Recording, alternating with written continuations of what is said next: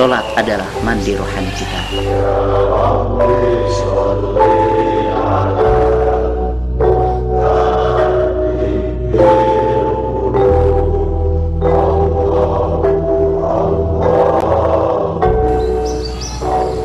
Bagaimana puasa ini endingnya adalah ketakwaan.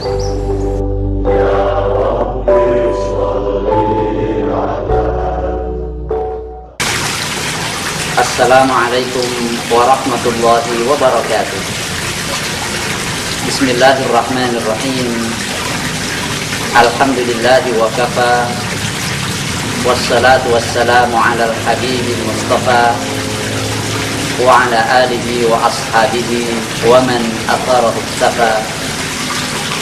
Amma ba'd. Para pemirsa yang mulia, kalau kita mendapatkan nikmat, kemudian kita gunakan nikmat itu sesuai dengan peruntukannya, maka kita menyebutnya syukur. Itu adalah perbuatan syukur. Kalau kita mendapatkan nikmat dan kita ingin bagaimana orang lain juga memperoleh nikmat yang sama dengan yang kita peroleh, maka yang demikian ini disebut nasihat.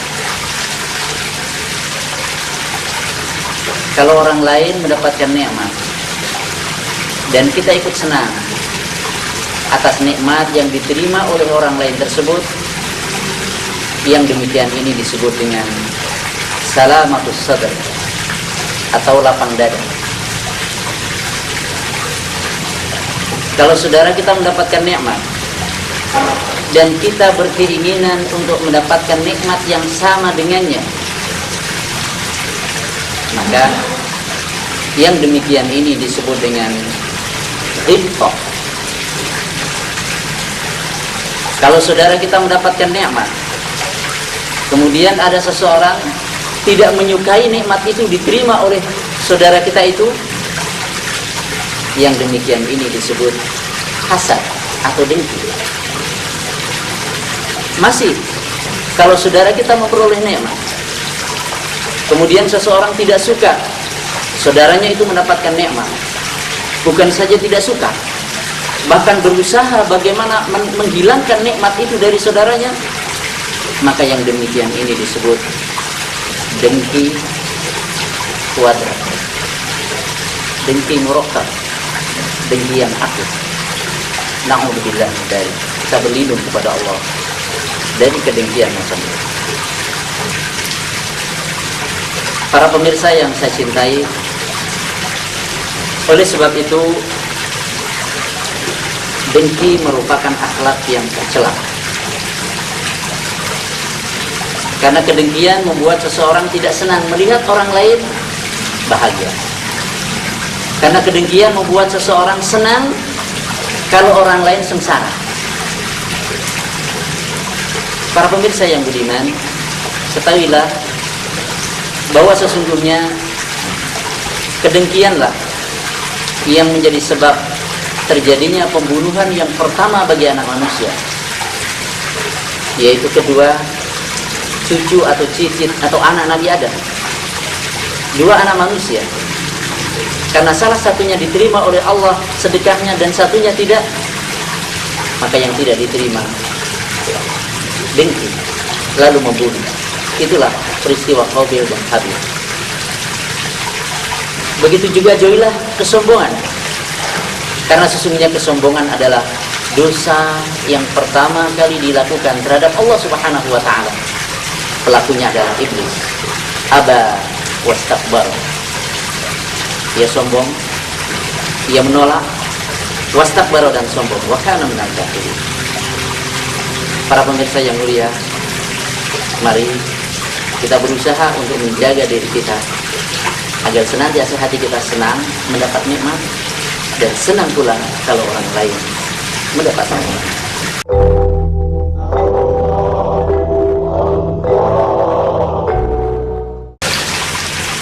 Para pemirsa yang budiman, tentang bahaya dengki, Rasul Nabi kita Muhammad SAW telah bersabda, al-hasad ya'kulul hasanat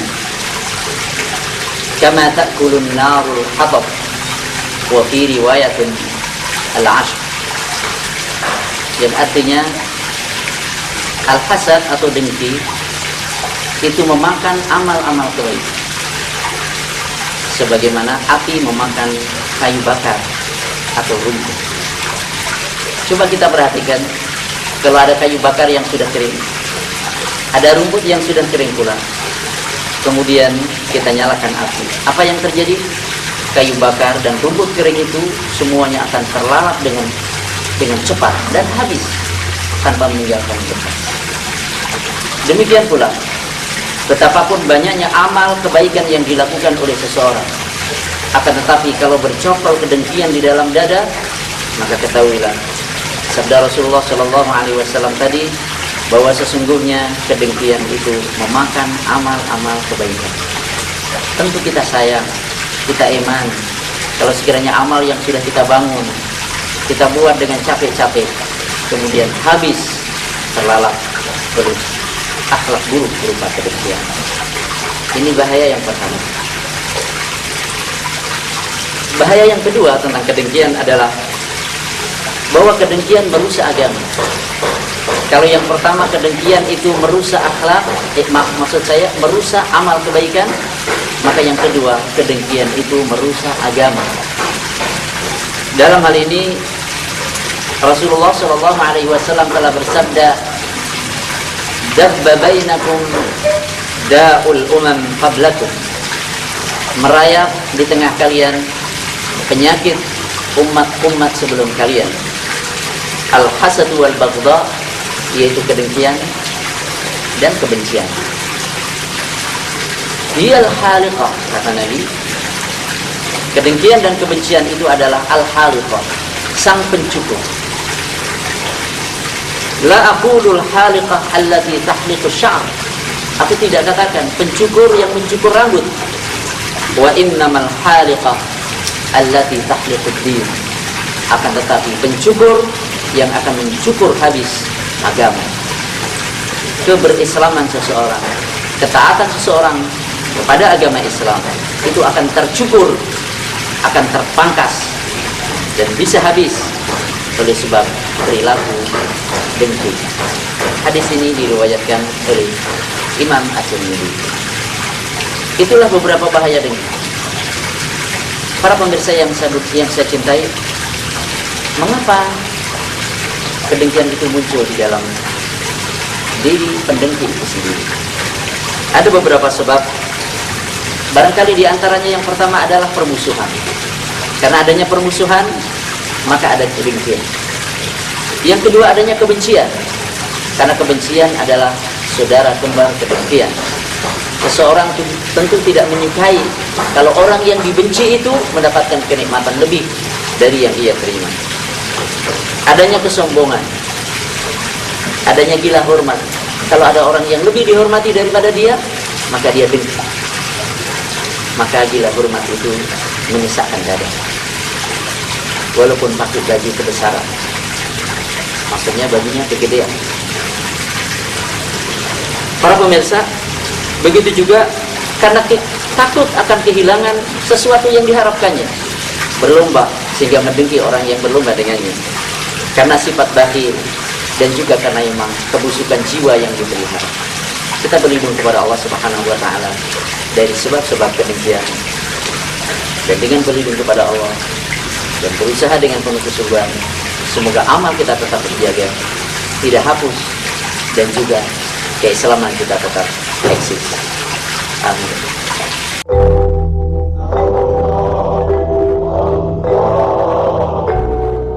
Para pemirsa yang saya hormati, setelah kita mengetahui pengertian dengki, yang kedua bahaya dengki, dan yang ketiga sebab-sebab yang memicu tumbuh kembangnya kedengkian di dalam dada seseorang, maka yang terakhir, bagaimana caranya mengobati penyakit ini?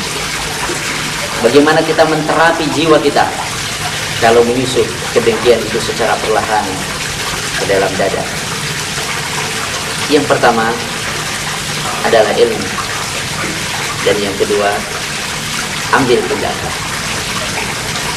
Yang saya maksudkan dengan ilmu adalah mengetahui bahwa sesungguhnya kedengkian itu tidak akan membawa kebaikan. Tidak membawa kebaikan bagi seseorang pendengki, baik untuk dunianya maupun akhiratnya.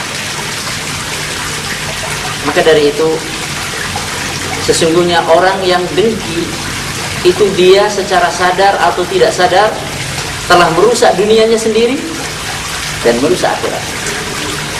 Sekali lagi, orang yang dengki itu merusak dunianya dan juga merusak akhiratnya. Merusak dirinya sendiri sebelum dia berusaha merusak orang lain. Bagaimana demikian? Coba bayangkan A dan B. A pendengki, B yang didengki. Kalau sekiranya si B ini mendapatkan kenikmatan, apa yang terjadi? Melihat kenikmatan yang diterima oleh orang lain adalah bencana bagi dia. Dan ternyata Allah menambah B dengan kenikmatan yang kedua. Bencana lagi bagi si A. Allah menambah lagi kenikmatan bagi si B yang ketiga. Dan semakin berlimpah nikmat, semakin dia tersiksa jiwanya. Kenapa demikian? Karena tidak senang melihat orang yang didengki itu mendapatkan nikmat. Bukankah ini siksaan terhadap jiwa pendengki itu sendiri? Itulah bahwa dengki merusak dunia pendengki itu sendiri. Kemudian yang kedua, bahwa orang yang dengki itu juga merusak akhiratnya, merusak agamanya. Mengapa demikian? Karena ketika seseorang melihat bahwa nikmat yang diterima oleh orang lain itu menurut dia tidak pantas, mestinya saya yang dapat. Mengapa dia? Mestinya saya. Seakan-akan ingin mengatakan bahwa Allah, kamu tidak tahu. Mestinya yang pantas dapat itu saya. Kenapa dia? Ya Allah, saya lebih tahu. Seakan-akan begitu. Dan ini adalah buruk sangka kepada Allah. Dan ini adalah tidak ridho dengan ketetapan Allah Subhanahu wa ta'ala. Dan ini berarti merusak keimanannya terhadap Allah Subhanahu wa ta'ala. Sehingga dengan demikian, bahwa sesungguhnya ketika seseorang itu dengki, maka mengandung atau di dalamnya terkandung keyakinan bahwa dia tidak ridho terhadap putusan Allah, dan terkandung keyakinan pula bagi si pendengki bahwa Allah berlaku tidak adil. Bukankah ini merusak agama? Bukankah ini merusak akhirat seseorang? Maka dari itu, yang kedua, tindakan. Kalau kita ingin ngomongin jelek orang yang kita dengki, coba omongin yang baik. Ya. Kalau kita ingin menahan sesuatu, jangan sampai kepada dia, sampaikan kepadanya. Artinya, berikan sanksi kepada diri kita agar supaya kedengkian itu terus kita lawan dan kita lawan. Kita berusaha berbuat baik kepada orang yang kita dengki. Sebagai penutup, Rasulullah SAW telah berpesan, hadisnya sahih diriwayatkan oleh Imam Bukhari dan Muslim, la tahasadu, jangan saling mendengki, wala taqata'u, jangan saling memutuskan hubungan, wala tabaghadu, jangan saling membenci, wala tadabaru, jangan saling membelakangi, wa kunu ibadallahi ikhwana, dan jadilah kalian sebagai hamba-hamba Allah yang bersaudara. Kita mencintai diri kita, kita mencintai saudara kita, kita mencintai kebaikan untuk diri kita, dan semoga kebaikan yang sama juga diterima oleh saudara kita. Para pemirsa yang saya cintai, semoga bermanfaat, dan tidak lupa saya sampaikan selamat berbuka puasa. Semoga Allah Subhanahu wa ta'ala menerima amal ibadah kita. Sampai jumpa esok hari dalam acara manajemen akhlak. Terima kasih. Wassalamualaikum warahmatullahi wabarakatuh.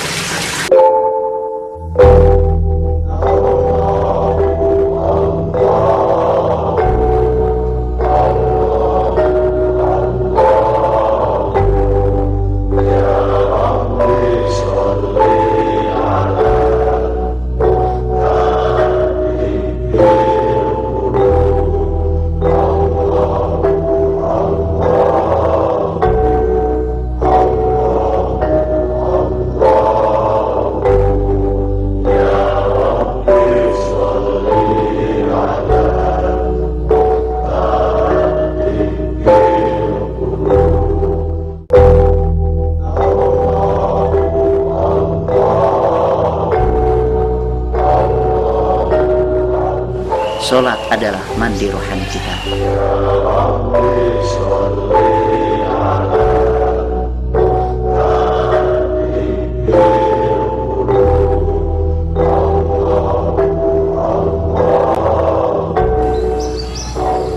Bagaimana puasa ini endingnya adalah ketakwaan.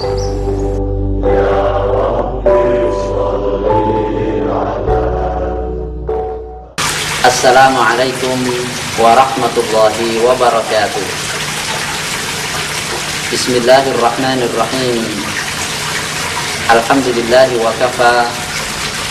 Wassalatu wassalamu ala al-habibil mustafa wa ala alihi wa ashabihi min ahli sidqi wal